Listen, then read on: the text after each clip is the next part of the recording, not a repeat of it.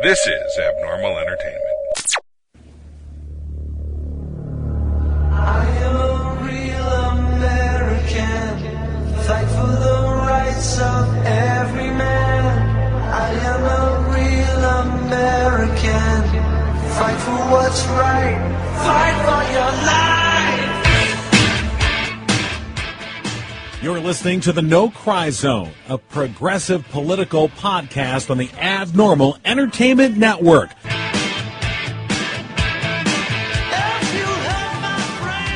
And welcome to the No Cry Zone.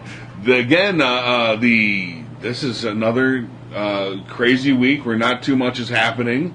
And yet everything is happening. There's Rob, as a small business owner, what kind of turnover in the White House are you seeing? Could you keep your small businesses alive with that amount of turnover? No, I mean, but it does kind of go to the way he governs his large business. Is he does govern it as a small business owner. You know, like most large businesses have a CEO, and that CEO passes orders down. Right. And it's a chain of command. And this business is not like that. Everything goes through Donald. So he does treat it like a small business. And when he does get pissed off, and I can say, as a small business owner, my fuse is lit. You're done. I mean, I'm not going to put up with whatever shenanigans are going on. right. If I'm the owner and I got to make things go on and make things happen, then I'm just going to get rid of you and hope for a better outcome on the next person. So yes, I can kind of understand where he's coming from. In a way, it is just dastardly and wicked is his reasoning. You know. Well, if I was John Kelly, I'd start making the calls to see, U-Haul, 2 men in a truck, whatever. Yeah. Right. That's going to come and move him because he's next. Yeah. Because Trump, I think he clearly wants that structure of no structure. Right. Where he's the guy at the top and Yep. people just report to him and he tells them to fuck off or ignores their call, Yep. depending on his whim at the moment. Yep. And that's how he wants to run what he perceives as his business, which is our nation. Yeah. On the plus side, all the costs associated with retraining new employees, they just don't do that. Just like, oh, hey, John Bolton, yeah, you're a pretty much a dastardly racist. Run this. Okay. Well, I think that all of those things are to be able to point to them later that they don't work. Look at the government doesn't work. Yeah. Because we haven't been staffing them and we haven't been Oh, yeah. exercising what government power is there. He's eliminating it all just to be able to point back to a point where I thought there was a book or something about Trump's termites is what they're calling it, and where he is depositing these termites. It was an article. Okay, Trump unleashes political termites on the federal government, and David K. Johnston is the guy that came up with this phrase, but to describe exactly what you're talking about. Their job is to not do their job. And is to ruin the agencies or the offices in which they're deposited so that, and this is the long game, so that there will be a justification down the road to just close that agency or completely slash or the turn it private is where we're going. Or privatize it, right. Which is the Russian system that came into place. Was government came over, mafia came in, the oligarchs took over. All of that now went through Putin. Putin then had the working orders for everything, and he could, control a whole nation much easier than if he had all of these different, sectors reporting into him, or people that were not worried about his power or their livelihood. Is what it really comes down to. Is they won't get the job. If you piss off Putin, you won't get the job. The money won't come through. Your business goes out. Another business comes in. It's all the same. It's that same turnover, mentality of chaos, and you aren't worth anything to me except for your last deed you did. That is all these people are. Do you think more Americans are seeing it for what it is now? No. I think the same Americans are seeing it and are screaming their heads off and are panicked to no end at this point. The lines have been drawn, and people are pretty much adhering to their side of the line. Are you guys trapped in your fight bubbles? I really haven't been since last time. I really haven't gone out. I may have scanned to see what the story. What? You've banned yourself. I banned myself. Yeah. And you have not. Well, have you had any John. fights this week, John? No. Yeah. I had an agreement with someone who actually, it came up as a notification. They had tagged me, so that's not a, that's not a fight. That's being in your other bubble of your agreement bubble. Right. There's a couple of bubbles. The Venn diagram never meets. Yeah. Yeah. But, I don't know. We're seeing different things. We're seeing. So General, what's his name from Fox, John? Peters. I forgot his first name. General, Dick, Colonel Peters. Colonel Dick Peters, whatever his name is. Horrible human being, but he comes out against Trump. Many people listen to him. Some Fox analysts are moving that way. It's kind of strange. The mainstream sort of guys, the CNN people are CNN and local news and stuff they're moving a little more centric too. It's I don't know. It's weird. It feels like it's moving in one direction. I don't know if it really is. Maybe I'm in a bubble too. We've got the Connor Lamb thing. We've got all kinds of strange stuff. Even in our experience, friends and people that I've run into they're changing their tunes a bit. Some of the real hardcore Republicans. They're still Republicans, of course. They're just anti-Trump Republicans now. Yeah, I do think that is becoming clearer and clearer to the Republicans as Trump is not with their agenda. Trump is a equal opportunity backstabber. That's perfect. And he will jump ship to whichever one is going to benefit him or his perceived notion of greatness better. Right. So that was the DACA thing. The DACA and the wall at the same time thing. Yeah, like, he's screaming. He's screaming about DACA, saying, "Hey, I canceled this. Where are you, Democrats?" Like he really does want to make something happen with the Democrats so that he can A, say I was bipartisan, and B, put a little bit of fear in the belly of the GOP. So that they step in line. This is, once again, this is that everything has to go through me mentality, and he is really strangleholding our whole government right now. Do you think this is nothing more than a bully that wants to be liked? I've thought about that. Like, what if we took him aside and gave him a nice cushy room and milk and cookies and talked nice to him? Or and, gave him someone to beat up? or give him a puppy, or I don't know what the guy. Why would you do that to a puppy? Yeah, why could somebody? Yeah, exactly. Lizard. We'll give him a lizard. Why would you give him a cat? Cat can fight back. Yeah. But if we did have a different mentality when he came in all the way through now, would we have been able to manipulate him into our way of thinking? I think if so. we hadn't fought, if we had here's the thing. brought him in with loving let's arms. look at the proof. Schumer and Pelosi go to him as an equal, as the commander-in-chief. Suddenly, the Dreamers are going to have nothing to worry about. Yeah. Look at that. 10 minutes later, McConnell and Ryan go to him as commander-in-chief. Fuck those Dreamers. Yep.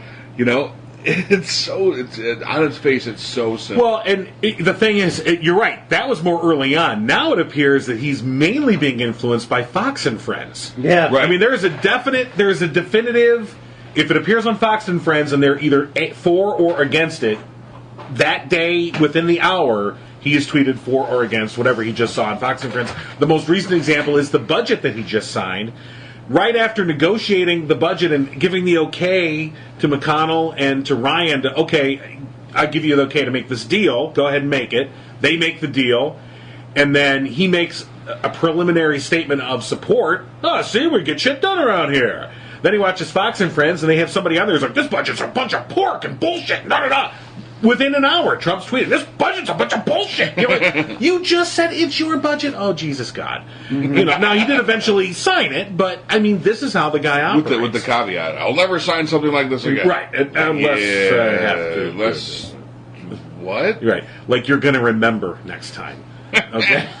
So, I think that's the most dangerous part about all of this, is the biggest fool he is. Because and Fox and Friends knows that they're controlling public policy, or at least attempting to. Yeah. It's not working. They're having their say, but frankly, and this is the best part about Trump.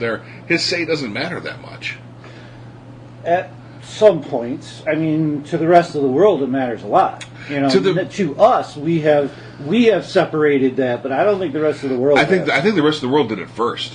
They separated the buffoon from the leader. Because I deal with people overseas all the time, and they're like, that guy you got. We'll work with the U.S. and stuff and companies, but what's that? And I'm like, Brexit. And they're like, okay, fine. Yeah. For my British friends, okay, shut up. Don't have to bring that up. Mm-hmm. Right. And that is, the same. If you want to think about it, is the same Putin. Yeah. Putin, operation that happened there, that happened in the United States, and it does go to show you how easily manipulated social movements can be. Oh yeah. Look at the Arab Spring. When Egypt flipped their gourd a few years ago, and you can see just how that worked. But if I deal with a lot of Canadians too, and they're all like, Americans are great, except for that one. The rest of the world doesn't have a problem separating the United States from its quote unquote leader.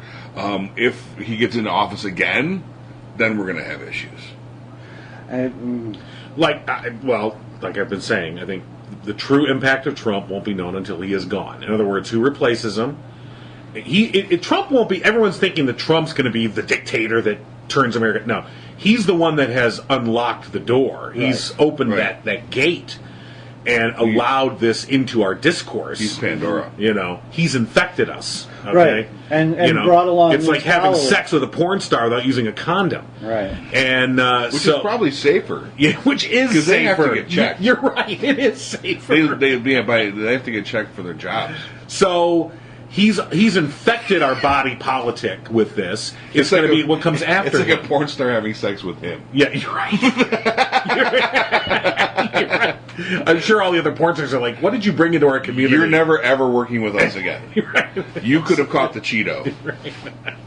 And I do think that's a very good point, John, that the other side really is not seeing is that this has opened a box. Right. And even if the normal conservatives, not the white supremacists or the haters or the shooters and all of those people, the absolute extreme right wing, even if the conservatives go along with this, it has just changed our country forever.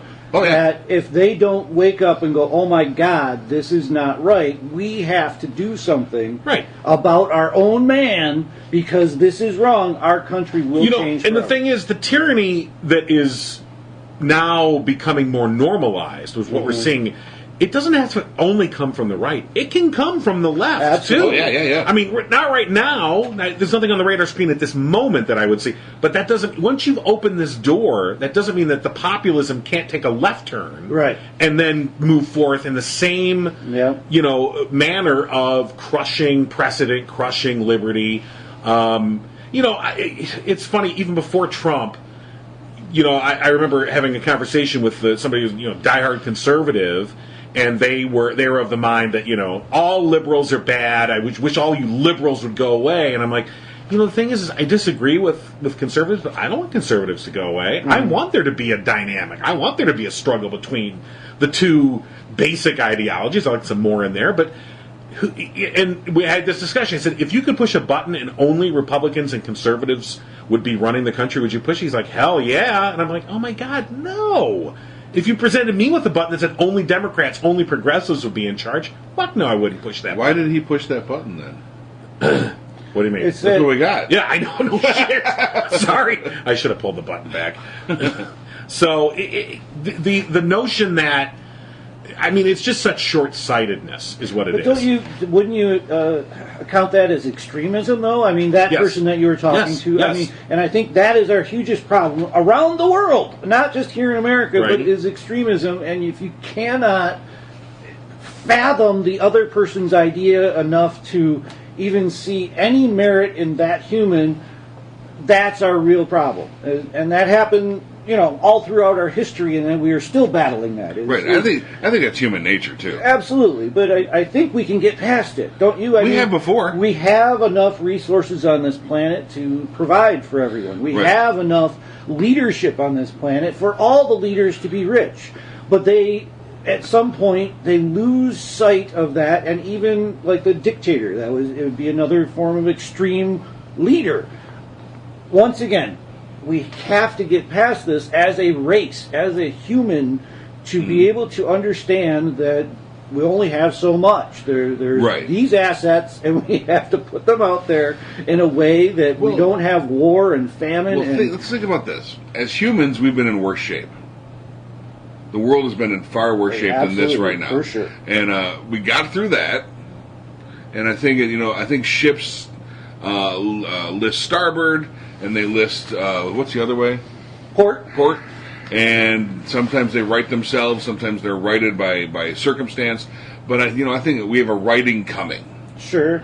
because I think that's how we function as a species. I don't know how that works. I don't know how it's going to work.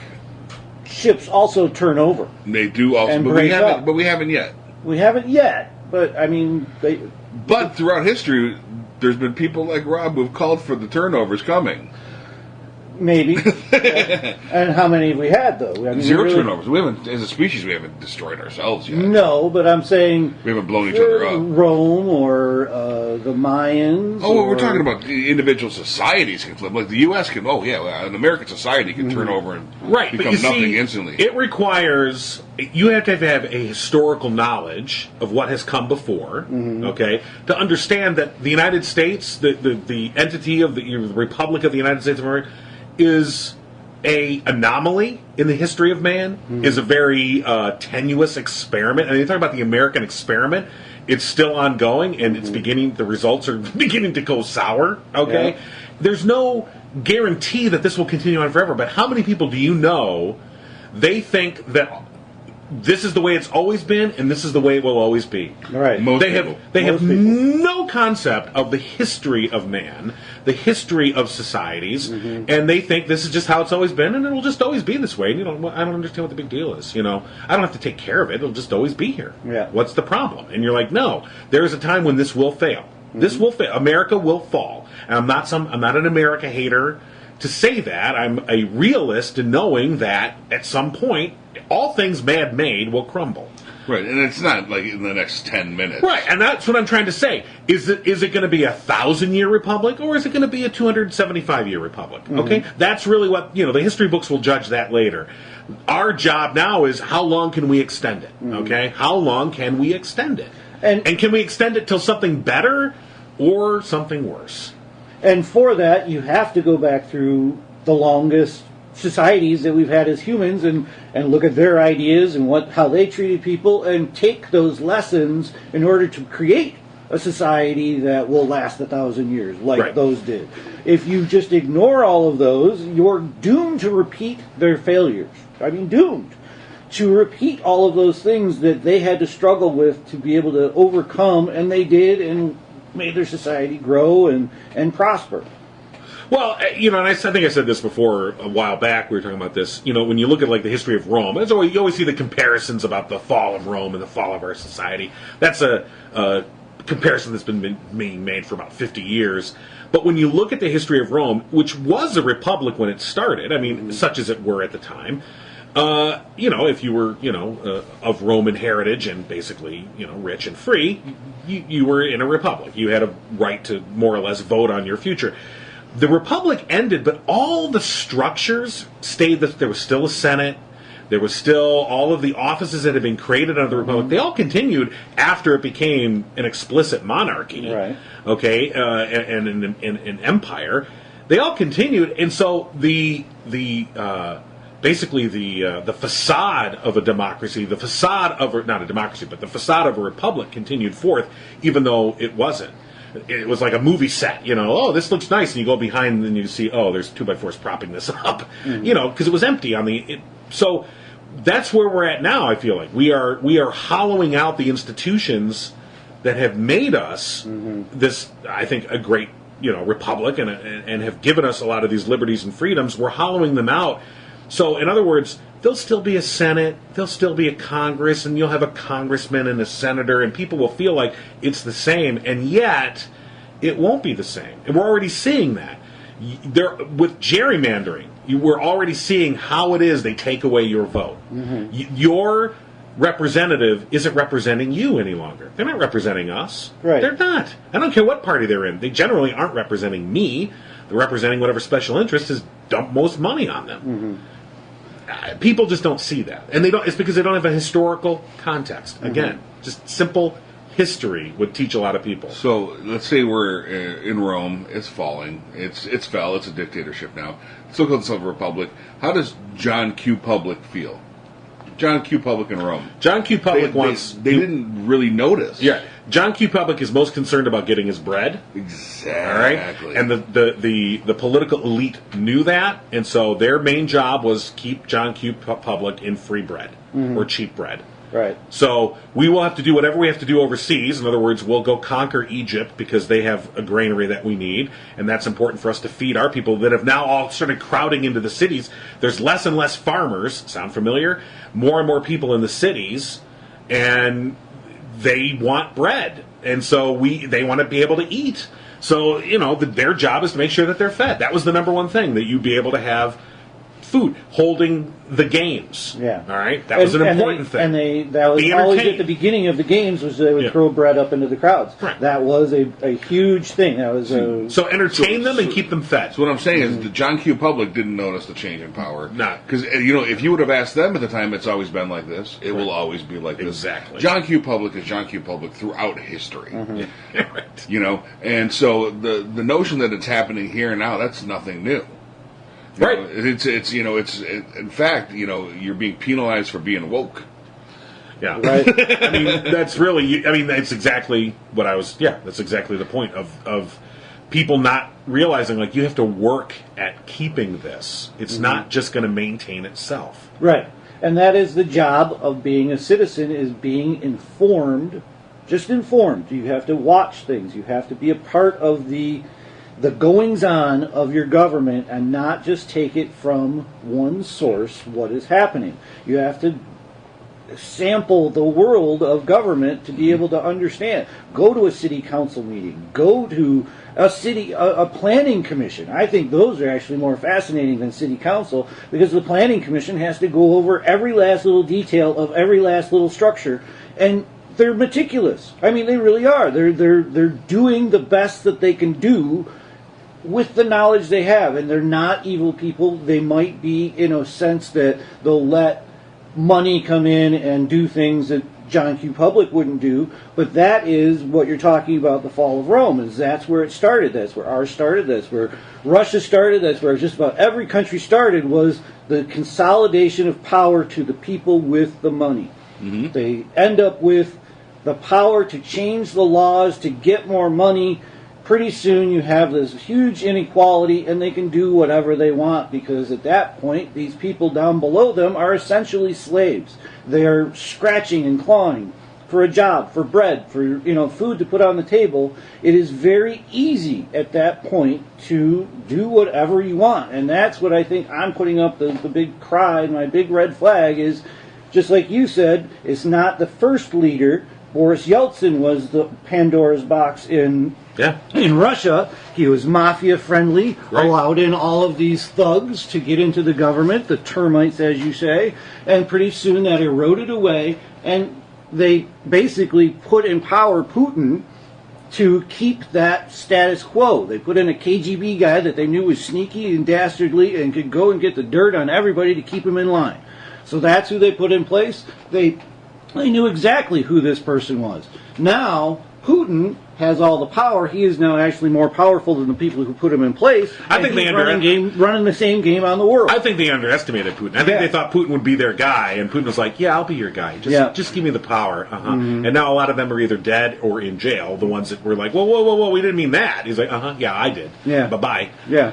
And that's what comes after Yeah, Trump. exactly. As Trump is so close to doing that. We've all said that if he could get away with it, he would shoot somebody in the middle of the street and just move on. And if it was an enemy, he'd be happy about it. No one would care. He would be exonerated of everything. That danger right there, if that were to actually happen, he would turn into Putin. He is testing the waters right now wherever he can to see where he can get his termites in, see how much power he can steal from that agency. If we give him enough, if we do not put up those Republic safeguards, if those fail, if for some reason, yes, it can happen in one, but I think they're still in place. Okay, so once again, we've spent about the first half hour of a program delineating what a tool sorry, everyone. Okay, so and I think in important ways. But the question remains, so then now what? What do we do? And I've moved off of the impeachment thing. I've moved off of the Mueller. That's not... We'll see what happens. That's not going to happen. I don't... No. I'm looking at November. Who's going to show up to vote in November of this year and then again in 2020? And, the first step is to take back the House. It's too much to think you're going to take the Senate. The whole thing about impeachment is it's a numbers game, okay? Mm-hmm. To me, is he guilty of impeachable offenses? Yes. I would say yes. Can you convict him and impeach him? No. Even if you take back the House and you get the House to impeach him, okay, you have to get 67 senators to say he's guilty and should be removed from office. There is no way, with the current state of derangement in the Republican Party, that you're going to get 67 senators to say yes. So then you're just doing the same thing they did to Bill Clinton. They knew going in that they weren't going to have 67 votes. They knew it! It was clear. They weren't even going to be close. They didn't care. Fuck it, we're doing it anyway. Because they just wanted to dick him. That's all. They just wanted to stick it to him. And it became political theater, and they wasted everyone's time, and furthermore, they dragged the country through shit that they knew they weren't going to get a conviction on. I, on a matter of principle, don't want to do that, even with Trump, unless you can convict. Now, if you can show me a path to conviction, yes, please do it. If we can remove him from office, that's a win for the Republic. Yes, I'm all for it. But if you can't remove him, then let's not waste our time with that. Our job then is to take the House back, to blunt him, okay? So legislation is not going to go anywhere. All right? His fucking legislation isn't going to go anywhere. And that's the first step. And then that's a holding action until 2020 when you can boot him. But the question is, will people show up? And even with all of this anger and all of this antipathy, I just don't have a firm grasp that people are going to get off their fucking fat asses and go and vote. At the end of the day, they're going to argue with each other why they shouldn't vote. I had a conversation with a coworker who hates Trump, hates him. And they were like, I'm done voting. I'm done voting. I'm like, you realize it's exactly what they want from you. Mm-hmm. It's exactly what they want. You've given them what they want. I don't care what they want. I just know I'm not going to vote anymore. I'm done with it. Like, and that's easier. Yeah, I know. It's just easier, and that's the thing. And so this is somebody they're aware. They know what's going on. They're not like clueless. They watch the news. They know what's happening. But their calculus was, it's not worth my fucking time. It's all it's the cop out. They're all the same, and they've been ripping us off for years. So why should I bother? And I think there's too many people like that. We hear from people like us who are active, and we're going to go vote, and we're angry, and we do things, and we show up. We're the minority. That's a hard truth, I think, for people to take. We're a very vocal minority. Most people are lazy fucks who don't care. Or they care, but they don't care enough to go do what they have to do. And all I'm asking you to do is go vote. Really? Is that too much to ask? So if we don't see a blue wave in November of this year, we're done. I just, if there's not an overwhelming turnout amongst the Democrats and progressives, we're fucked. Well, we've seen it in the special elections so far. There's been a big uptick. In those special, I agree. There's good signs, but I need to see it in a national level. Yeah. I want to see it across the country. I need to see it in a midterm. If we show up for midterms. Good point. Even more than a national election. Even more than a national. Yeah. If we show up for midterms, I'll have a happy face. That's what I mean, too. How many people in the minority are marching right now? John has it up. There's quite a few. I'm looking at these feeds from all the different March for Your Lives. We're recording this on Saturday. the March for Your Lives are going on across the country. There's various ones. I was just looking at the one in Parkland, Florida, which was actually pretty well attended. You want to break in here? This one looks like a student is speaking. Shall we? Sure. Let's see what they have to say. Okay. Not in our community. Not in the quiet, safe, wholesome neighborhood of Parkland. Not in the town where you walk into pizza time with your husband and see 5 people you know. Not in the town where your dad cut the ribbon to open the new Parkland Library that's just over there. Not where your childhood memories were made. This past month, we have mourned the loss of life. We have also mourned the loss of innocence, the loss of security, and, quite frankly, the loss of humanity. Many have also expressed the loss of this small town feel of our city and our community. At first, I felt that too. But in the hectic process of planning this amazing march, I have since changed my stance. This town feels smaller than ever.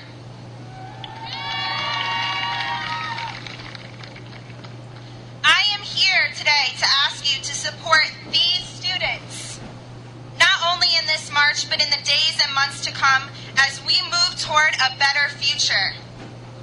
A few weeks ago, between funerals, viewings, and Shiva calls, I found myself at a local meeting trying to find meaning in this senseless tragedy. What could I do? What could we do? How could we come together?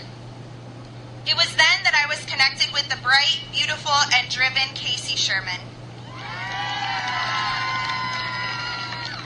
A junior at Marjorie Stoneman Douglas who expressed a passion for leading the march here in Parkland and creating change. She asked me to help her. What could I say? What can you say when the youth of this country pleads for us to listen? I didn't know what I was signing up for at that time, only that I believed in this girl, her hopes, and her dreams.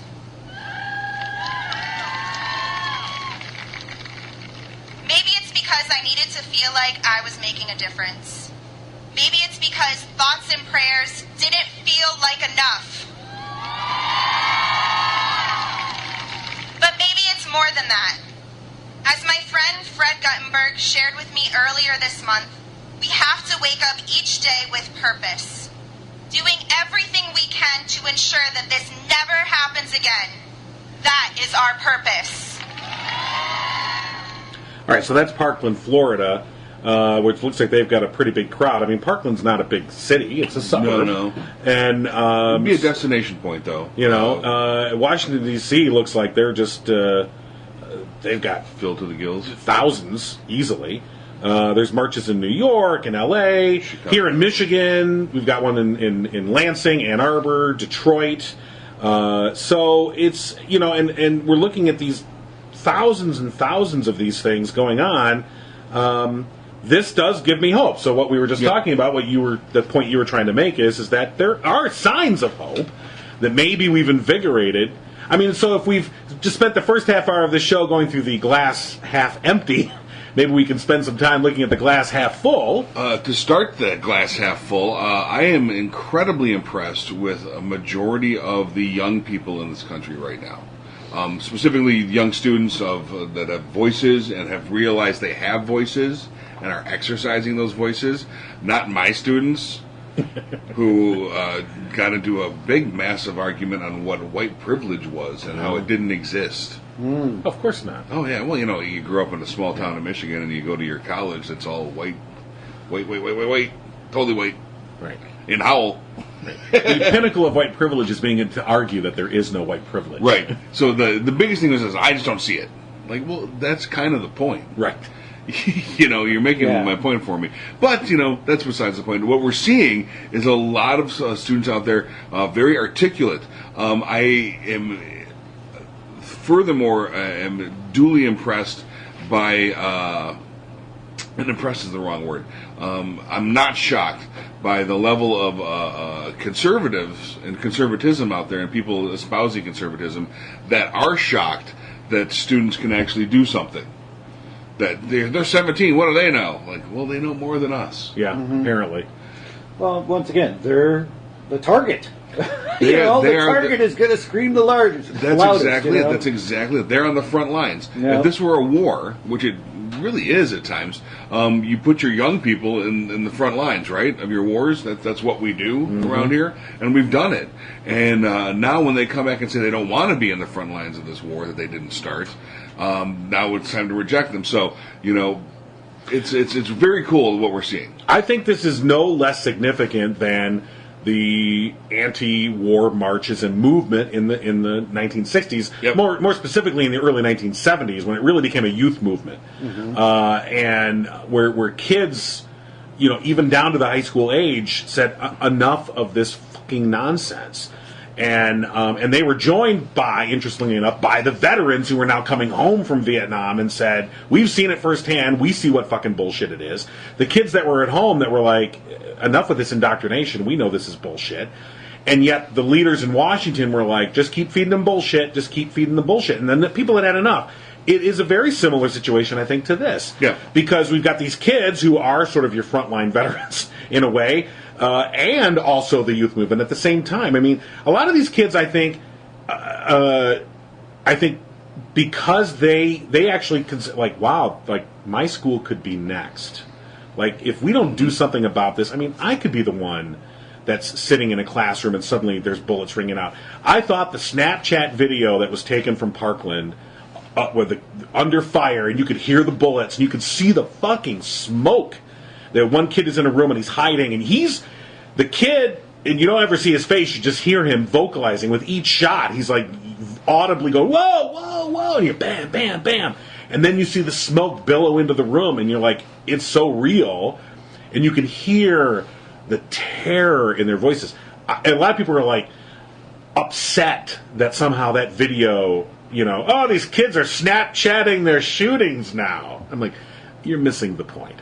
We also took pictures of the napalm bombing right. too. I know, and I'm like, the impact of that video, I think, was incalculable, because I think for me, but I think for a lot of kids who watch that, were like, wow, that could be my room. I could be the one sitting in class, and the next thing you know, there's someone putting a fucking military weapon at me, and what am I going to do? So what this has done, it's mobilized some kids who probably wouldn't have been politically motivated before. But what works? We know that fear drives things. This is just a fear that the people in power didn't count on. Right. These kids who are 17 right now, a lot of them by the time the midterms roll around are going to be 18. Yep. And they've threatened it. This is their big threat. Our voices turn into votes. Right, and that's why they're trying to marginalize them. So I'm watching this feed on Facebook, these different marches, and so as you watch the feed, of course, you can see the comments that get scrolled up there. Sorry about that. I know, and most of it, interestingly enough, here's the funny thing. Well, I should say this. So I'm watching one feed that's from the Washington Post, and they're in Washington, and most of these, it's a mix. It's a 60-40 mix, 60% in favor, 40% against. The Parkland feed that we just heard that clip from actually came from the local Fox affiliate, 90-10 against. Most of the comments were, you're a bunch of fucking brats, you know, where are your parents, you're a bunch of tools, you know, and on and on and on and on. And I think it's this diminishment of, well, you're just kids, what do you know? Right. And I think the kids are like, you're adults and you don't know shit. Yeah. So why should we listen to you? So this is the history of youth and man put together. The youth knows what they know. We're not talking like 12 years old, 11 years old, 13 years old. I mean, the real kids. We're talking about kids that are old enough to make up their own minds, and they aren't wrapped up in the superstructure of it all. They're not wrapped up in the infrastructure of things. You know, they aren't old enough to, we do it this way because that's the way we've always done it. Yeah. And that's generally what has progressed nations and republics along with their youth. And I'm happy to see this. You know, like we were talking about earlier, Hamilton, the musical. That was a bunch of freaking young people. Mm-hmm. George Washington, you know, was there to lead them. Yeah. But it was a bunch of freaking young people that came together and said, no. Mm-hmm.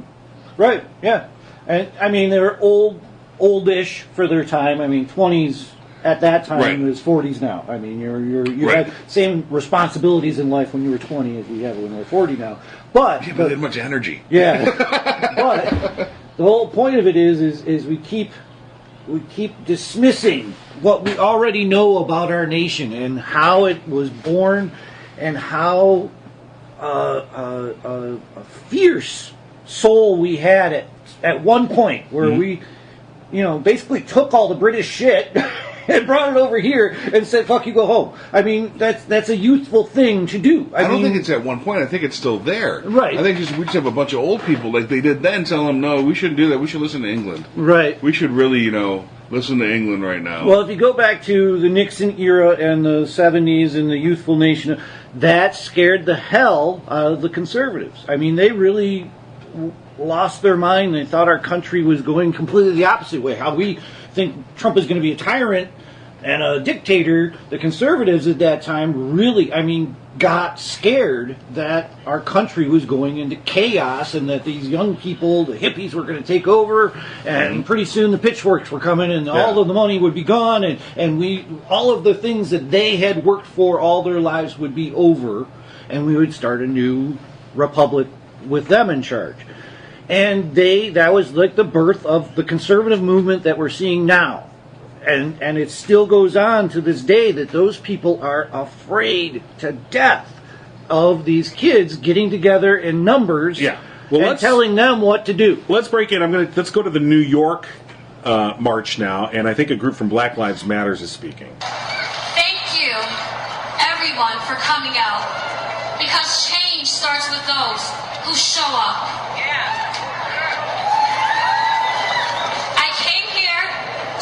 The lives of the 17 people that were lost. But we don't need any more martyrs. We need justice, and that starts here and now. Also, I want you guys to remember that gun violence is not a new issue. It's an issue that plagues everyday communities and inner cities. It affects Black and Latino people disproportionately. I also came here because I lost my father to gun violence when I was 8 years old. And this is my little brother right here. He was still in my mother's stomach when our father was shot and killed.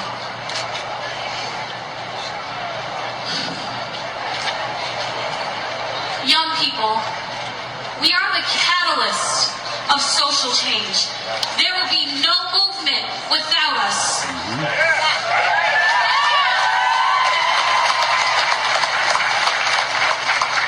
You are never, listen to me, young people, you are never too young to stand up for what's right. I've been doing this since I was 13 years old and I'm now 17.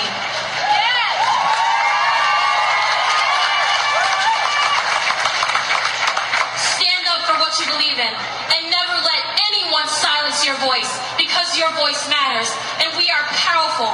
The people united will never be divided. So I guess to sort of illustrate the point we've been making here, I mean, I think it's interesting that some of the most dynamic, loud, and not loud, but I mean angry voices are from these kids after decades of and eloquent. Thank you. That's probably the word I was best looking for. You're so eloquent. Thank you. It is amazing to me that they're able to bring this where we can't. I mean, our generation essentially has abandoned them, the leaders of our generation. And I just think this movement is so perplexing, especially to, I think, conservatives and Republicans. And so it's just so much easier for them in their own minds to just go, they're a bunch of brats who are being played.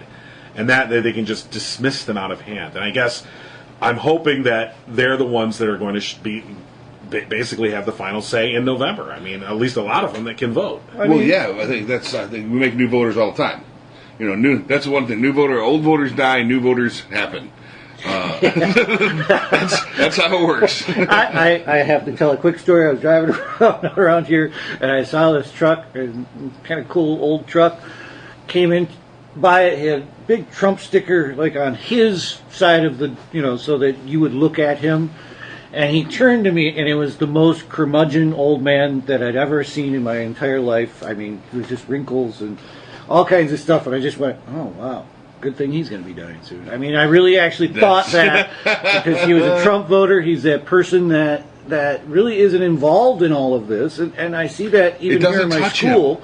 It doesn't touch him one bit. None of this does. None of the issues government does. He probably cares about touch him one bit. Right. He's probably the anti-gay marriage. The right to life. The things that would just never touch him. But he is what I was talking about. He's from the Nixon era and got scared 35 years ago and has been scared ever since. Here's my question, and they though. continue to try and scare more of their voters to think like them. What happened to those hippies? A lot of those hippies. I know the answer. Work for the Obama administration. No. I completely anecdotal. So I don't want to just say for sure this is what it is. My perception, I'll just say that. My perception is a lot of those hippies, my experience has been, are now hardcore conservatives. They're now the ones that are most trumpeting the Second Amendment rights, and Obama is a socialist.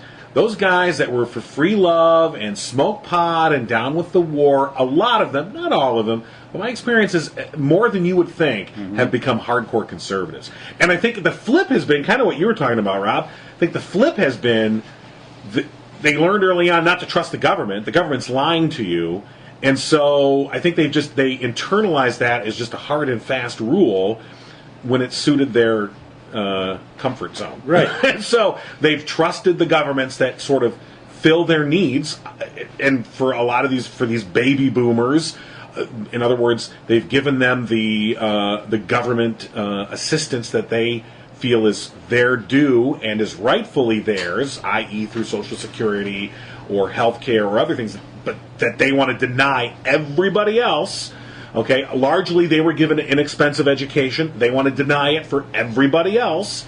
And I think that they internalize that hatred of government, that fear of government, that distrust of government, and it sort of morphed itself into this, completely anti-liberty, anti-Republican, small r, Democratic, really. Small d. Well, they were forced to get jobs. Right, the hippies they all had to get jobs because you got to pay your rent and things. Well, I mean, all these kids do too. But go ahead. Right, and then I'm saying this may be a change in their adulthood too. Right. So they had to get these jobs, and they found out that maybe they were lying to us about the corporations. I'm being treated pretty well here. Mm-hmm. I have a job. I've gotten married and things. The government's still out to get me, but this whole corporation thing's not so bad. You get wrapped up in comfort. Who's the artist that becomes a teacher and then starts to rely on that paycheck? Is it going to go back to their art? Yep. So it's just it's maybe a way of the world. But the hippies, that's how I think most of the boomers don't see the issue with the money in politics as a problem. Right. Because the money everyone's needs money. Right, and they don't see that it has changed dramatically since when they were involved. Right, because it's still the government's still out to get you. It's still not a good thing. It still need to be very small. Right, but at that time when they were involved, let's say 25 years ago, when they cared, when they gave a damn, it wasn't the problem that it is now, where they are, basically psychoanalyzing a nation and feeding them the fear that they need or the comfort that they need. Or with the Nixon era, it was that we're going to be in chaos. That all of these things are just going to, all of these norms that you have are going to be blown out the window. All of those things were control mechanisms. I mean, literally control mechanisms, and I do think that was engineered. Yeah, everything's engineered. Yeah, so That's why this youth movement's so different, though. Because they tried to use the same tactics on this youth movement, but this is just it erupted differently. These kids have when no one, and again, we complain about the internet, and we complain about visual media, and we complain about how these kids process things and how they deal with stuff. What they didn't count on is this is a whole new way of processing and dealing with things. Mm-hmm. These the hardcore conservatives right now that are against these kids. This is they're trying to say that it's a violation they're trying to violate their Second Amendment rights, and these kids are approaching them with only First Amendment rights, and terrifying the socks off of them. So, that's a history lesson that I'm glad we're learning again. Sure. And it's just it's a cool thing to see. It's a very cool thing to see. I think it is. I mean, that could be, again, with the glass half full notion of this is the glass half full part of our show. We rarely have this portion. If I guess the hope is that maybe instead of Trump unleashing these forces of tyranny, maybe instead, he's maybe he's unleashed the antibodies, okay, that will now attack this and cleanse the system of this. Maybe the reaction will be that we can maybe start anew. Maybe we can start, diminishing these forces that have diminished our republic. So maybe there will be a fight. It starts with this issue, but I think it will. So these kids, with this one issue about guns, has now extended to First Amendment, okay, their right to be able to speak their minds. It's also now extended itself because they see their representatives completely ignoring them because they're not the ones that are writing the big fucking campaign checks, these kids. So they see that, they go, well, wait a minute, our representative democracy is not representing me. Who are you representing? Oh, you're representing the NRA. Why? Oh, I see, because the system is corrupt. Right. Oh, why is it corrupt? Oh, Citizens United. Yes. In a phrase. Right, and yes, they are the hope. Slapped you. Yeah, I was gonna scream at him. But I'm he was sorry. trying. I'm really sorry. trying not Douche to jump on move. John. It's not a douche move. You took Rob's gimmick. No. I'm letting him see that it's spreading. He's Right, not the only one. I'm not the only one, and it is. It's almost absolutely pointless argument with anybody over 30. Yeah. You know what I mean? Right. It's like you can have that argument and talk about that this is the root of your problems with government, is that money can get in and they don't have to listen to you anymore. Plain and simple as that.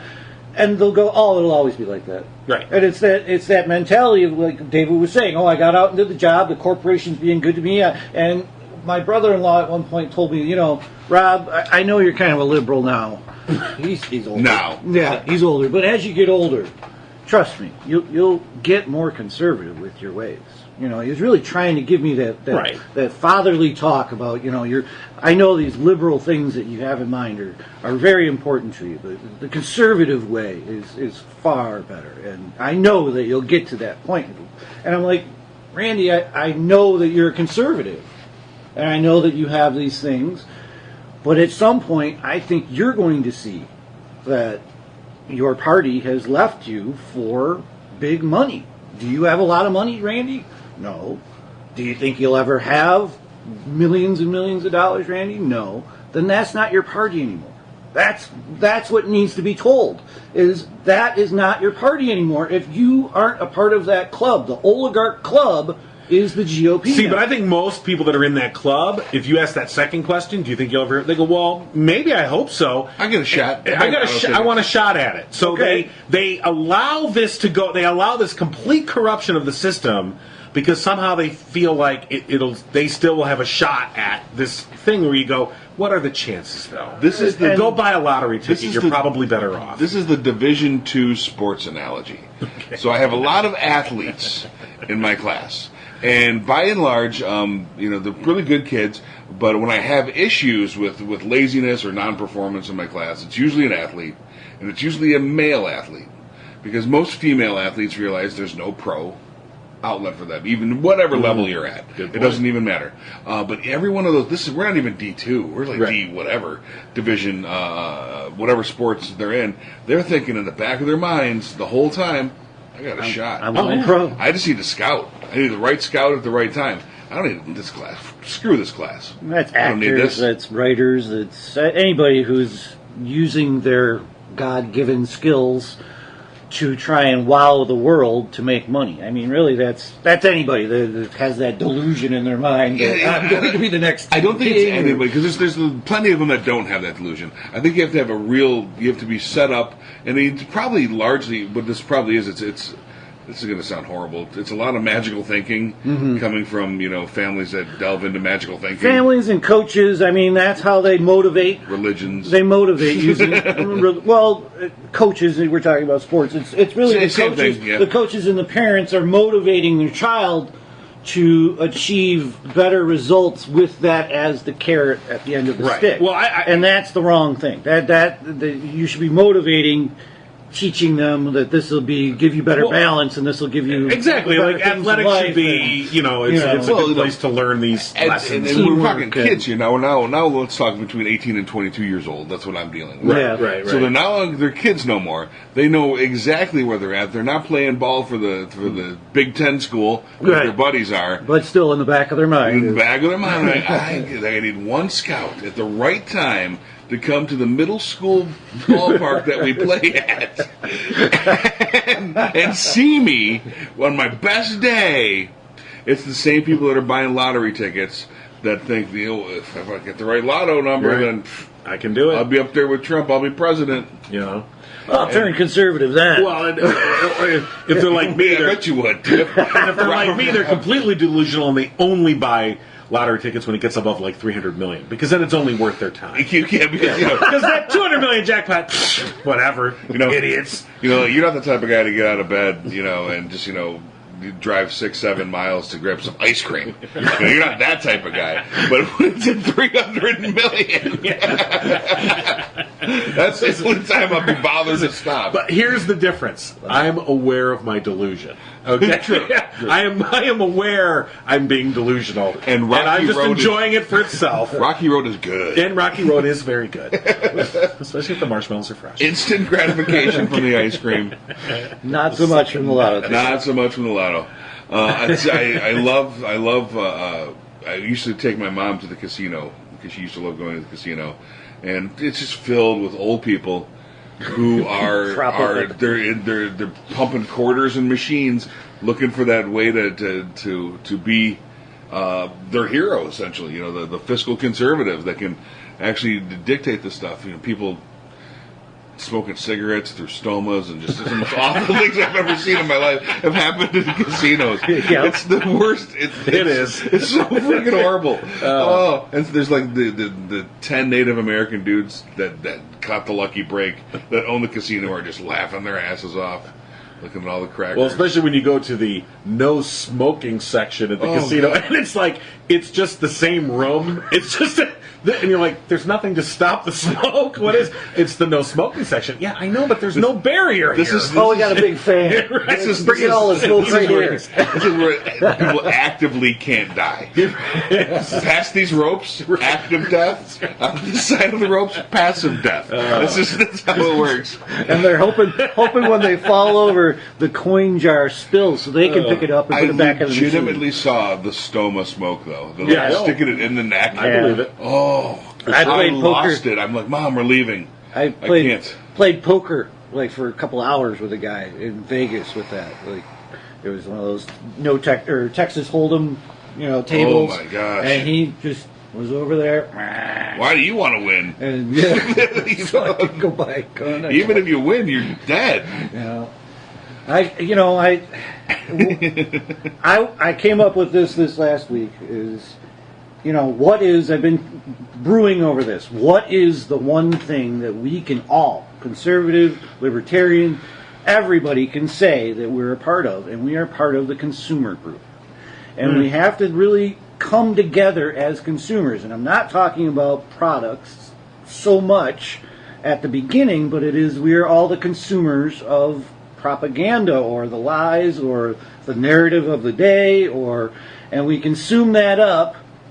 And then, in order for them to produce more lies and more narratives for the next day, they need us to go buy the products. So all of these businesses around are, all involved in the government, and the conservative driving force of our government is really our corporations in America. So is that really our one point that we can come together on? And not, I know David doesn't like boycotts, but just to think of us as not, the John Q. Public portion of us, as not Republican and Democrat all the time, just as consumers. We're all consumers. We're all being fed a line of bullshit to buy a product, to vote for this guy, to be on board with this policy or that policy. When can we then create that overwhelming force? That's what I'm looking for. Is an overwhelming force. Just going back into my history lessons, most armies would go in with an overwhelming force if they really had a mission involved, and try and conquer a whole nation. And that just does seem like what we have to do at this point, is conquer that mentality of I can't do anything. Well, the issue with that is conquer that. Forget your war on drugs. Forget your war on poverty. Not that it should be fought, but it doesn't work. But it needs to be a war on apathy. Right. I mean, that's really what is in. Well, the biggest issue, the biggest issue I see is people who accept and want that control. Right. Sure. Absolutely. That's the vast. That's easier. It's the biggest freaking issue.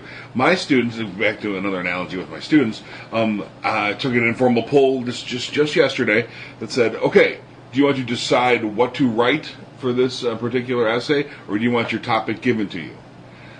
90% of the class, give me a topic.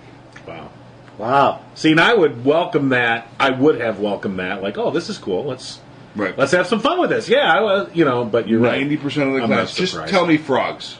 Or squirrels. I'll write the squirrels. I can do squirrels. But come up with a topic. Well, I can't. I don't know. Right. And so, we're that's the big issue. And so the voices we're hearing right now are that 10% that said, yeah, I'll decide my own topic. Right. They're going to be our leaders. And the cool part is they are going to be dictating for their peers how to move. Right. Because their peers are going to be watching them to go. So if this, the one person in class said, "Oh, you guys are fools. Why wouldn't you want to choose your own topics?" Then I saw, I guess I could choose my own topic. Can it be anything? Like, it can be anything. Oh, and they pick squirrels. What do we do? Red But it's about the process. It's about the process. It's about the process. So I think that's hopeful as well. Yeah. Because I'm seeing the dynamics play out. There's last year, I have some students from last year as well. They were, we talked, they were some hardcore Trump supporters in there who are now giggling Trump supporters. Like, yeah, I guess I'd vote for Trump again, right? Like, oh, why? I was like, I don't know, I don't pay attention anymore. I can't take it. Yeah. I think that there's a lot of that. So just in this little microcosm I'm seeing of young people. And of course, this is, not a state school. This is a very small, incredibly crackery school in the middle of Crackerton. So Crackerton University. Crackerton University, where we have both saltines and Ritz. All styles of cracker. Well, all right, so I guess we've done the glass half empty, we've done the glass half full. What's our glass totally empty? Rob, totally empty glass, what is it? What's your worst case scenario? This Bolton guy starts a war with North Korea tomorrow. That's a worst case scenario? That's a pretty bad scenario. That's a bad scenario. Any war, anywhere with North Korea. Yeah, North Korea. That's ugly. That just brings in all the big players, some China, big Russia. fucking ugly Everybody's going to shit be going down laying there, their big old dick on the table going, mine's bigger! Yeah. Mine's bigger! You know what? Because a war like that, it's one of those wars where somebody like Bolton, who's such an incredible idiot, and of course he's advising a president who's even fucking stupider than he is, they're going to say, well, we'll just do this, and they'll die. And we win! Yay! Well, that is his only and one so, that the unintended consequences of the shit that they do. Bolton is the godfather of unintended consequences. Oh, yeah. One of the architects of the Iraq strategy, and of course everything that came out of that we're still fucking dealing with. This is the guy that's in charge. So I could see them saying, yeah, we're going to do this strike against North Korea because we'll do this, they'll lose, we win, yay! I.e. translates into, we'll just invade Iraq and they'll hail us as liberators. And we don't have to do any thinking beyond that. They'll throw candy at us. Literally, they said, in the run-up to that fight, they'll treat us as liberators and they'll throw candy at us. Yeah. attached to a fucking bomb. You still think he's going to use the same risk board that he had before for this one? He'll just bust out his old risk board. It's got duct tape and stuff on it. Like, okay, Trump, He'll put everything in Kamchatka. Yeah. If we get everything in Kamchatka, That's North Korean for North Korea. yeah. Take Australia, take the world. That's his whole strategy because it's based off of risk. Yeah. But see, my glass totally empty would be.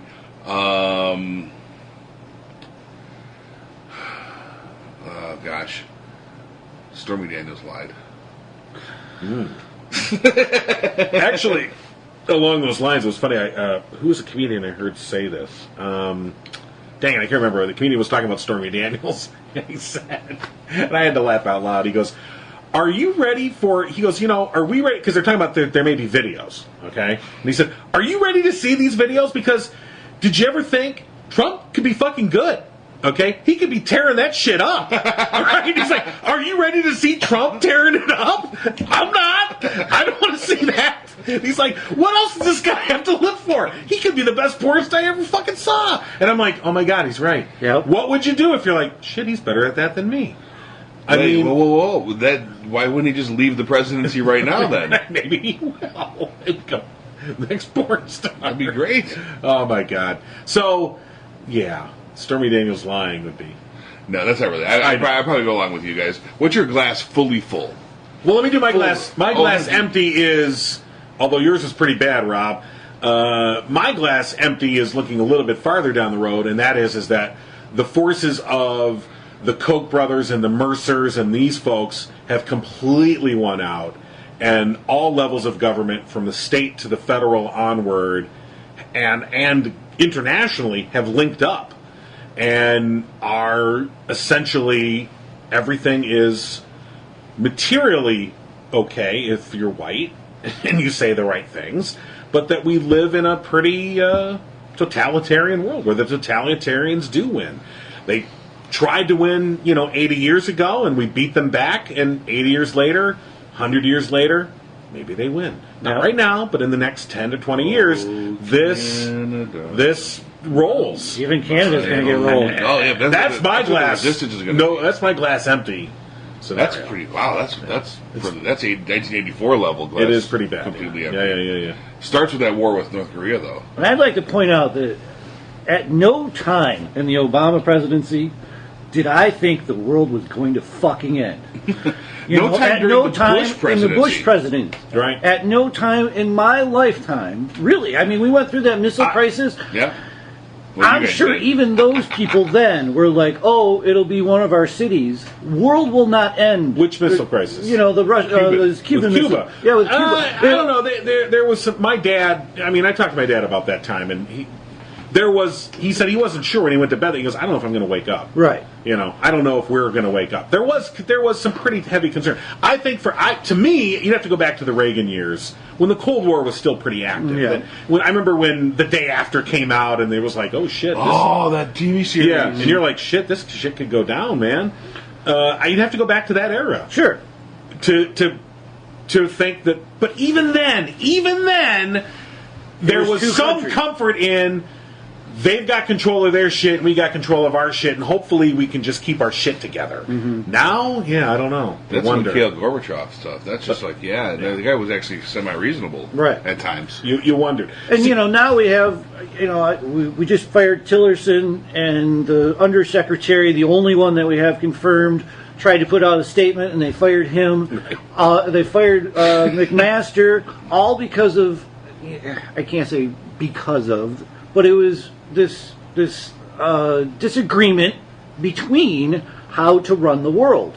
I mean, that's what it boils down to. Yeah. And both of those in previous days had put out statements against the Russian aggression and killing spies in London and trying to put a hold on Russia. And I don't think Trump wants that. Trump wants to team up with Russia to yeah. rule the world, And he and was they quite- want all the goodies. He doesn't want to rule the world. He just wants All the goodies. He wants all the You goodies. have to rule the world to get the goodies. Yeah, he doesn't care about the world. I don't think he gives a No, shit no, about the no. world. He cares wants about the Trump stuff. Inc. That he is wants his the world. diamonds in Africa. Yeah. He wants the oil. in He the just Middle wants East. to He enrich wants- himself Yeah. and his family and have this legacy, and that's what he. Yeah, he wants to be kind of like a Rothschild. He wants to bring that There you on go. to Yeah. his Yeah. his family to gather up all this wealth, like the Carnegies or the who's the oil guy, Standard Oil, Rockefeller. All of those men did that to our country, and we were able to sustain it because it was all brand new. You think we're going These through are all well-established things that humans can do, and now the oligarchs around the world are trying to get in on all of them and realize that Right. if they don't get in That's now, then they'll never get in. That's my glass completely gone scenario. Yeah. That they are going to link up. That they are successful. And see, I said that last week. And not with tanks. They don't need tanks anymore. That was their mistake 80 years ago. Yeah, you don't it won't need be the tanks. land. It won't be tanks. It won't be armies. That's old. That's old school. They don't need that shit. Yeah, it'll be the bankers. internet. It'll be propaganda. And it'll It'll be be bankers. financial. Yeah, that's the way to go. So- And you say that they haven't linked up, and that's what I alluded to last week. Is they have linked up. Yeah, John. you're right. What You're they're right. doing now is trying to get rid of the rules so they can work unimpeded. Right now, they're impeded with their work. They can't do what they Right. want. There's people looking over their shoulder, and that's why they want to get into these governments, is eliminate the rules, just like our bankers are doing right now. Well, Trying to eliminate the rules that stopped, after 2008 that we put in. All right, you guys, stop. Full. Go to Okay, full. sorry, Switch to full. all right, switching to full. You depressing ass. God. What's your brother got to do All to right, get some good so I'll news? start glass completely full. Glass overflowing is like I was alluding to Then before. we made a mess. All right. Fucking John. Waitress. Cut John off. Damn it. So you're playing with your straw again. Give me that straw. damn it. So that there is a reaction to Trump, and that this November is the beginning of a wave. It doesn't have to be in a blue wave. I just want it to be a free wave, a progressive wave. That the reaction to this is that this really turns out to be the last gasp of these folks for now. They'll come back in one form or another. There's always some evil fuck lurking in the corner. But this current incarnation, this will be their last gasp. I'm cynical, but if we're going glass full, that's the one I'm going with. That this is the beginning of the end of them. That there will be a reaction. Yep. And that this generation will say enough of this prior generation's bullshit. And that they will take action on the things that are easily handled if you deal with them. Things like guns, common sense gun control. No one wants to take your fucking weapons, but we can have some common sense control, please. Climate change, that we can accept the reality of climate change and start taking action. Hopefully we're going to start seeing that. But I'm cynical. But that's my glass full. My glass full is very simple, is that people understand that this is the real enemy, is the money in politics, and the money going around the world is changing the way people would act. I mean, normally, if you were to give them that decision with and without $1 million, they choose option B. Choose the right. Yeah, they choose the right Get all their option. CTR rings without out. the $1 million, but with the $1 million, they choose option A, and that is the real enemy, and that people can band together on this one subject first. That's my glass full. Right. My glass full is the rapture happens, it gets rid of all the idiots that are impediments to progressive thoughts, and whatever time we got, we live happily ever after. Oh, wouldn't that piss them off if the liberals actually got raptured instead of? No. Oh no, they're going to be gone, and No. we'll us heathens will be still here Yes. fighting the battle. Us heathens Okay. and the guys that really didn't believe but said they did, so they're like, no, fuck it, I guess I don't. I'm still... shit. Well, I guess I believe now. Although I saw somebody post, they said, here's a funny joke to play on an evangelical. When they're out, be in a group, when they leave the room, blow a trumpet really loud and then leave clothing on the chairs and everyone leave. when Holy they come shit, back in. that would be great. And then just blow a trumpet. What's going on? Oh, shit. But But And that's how many suicides happen. Right. Oh, okay. Bam! Because they're all carrying for their own protection. Well, they want the glass full idea. Well, that wasn't I'm sorry. very full. I'm sorry. I interrupted your glass full. No, you didn't. Actually, that was a better idea than mine. Okay. It was just a fun joke. We just get rid of them one at a time that way. I don't want to get rid of them. I'd rather, yeah. I'd rather convince them Well, or that at they're least- wrong. And I'm right. your glass is overfull. Okay. It's Waitress! there's a puddle of goodness just surrounding John right now. Oh, puddle of goodness. Wow. I'm kidding. I wouldn't step in. I don't know.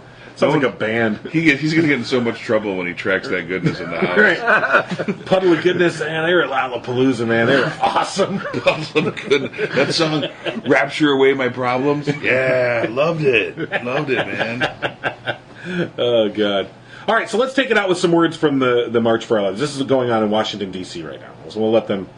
What do you think? Let them have the last word? Demand we They've prohibit earned the it. sale of high-capacity magazines. The people demand universal background checks. Stand for us or beware, the voters are coming. That's the best thing I heard, just to break in on them, is that they're actually saying demands. I think that is a problem with the February movement, is they don't 14th, have a tragedy lot of struck my demands. hometown. At my school, Marjorie Stoneman Douglas High.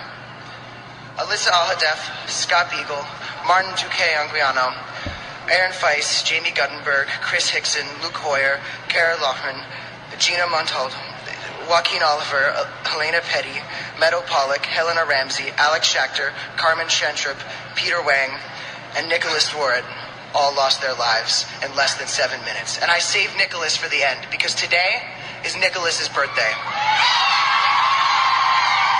Nicholas, we are all here for you.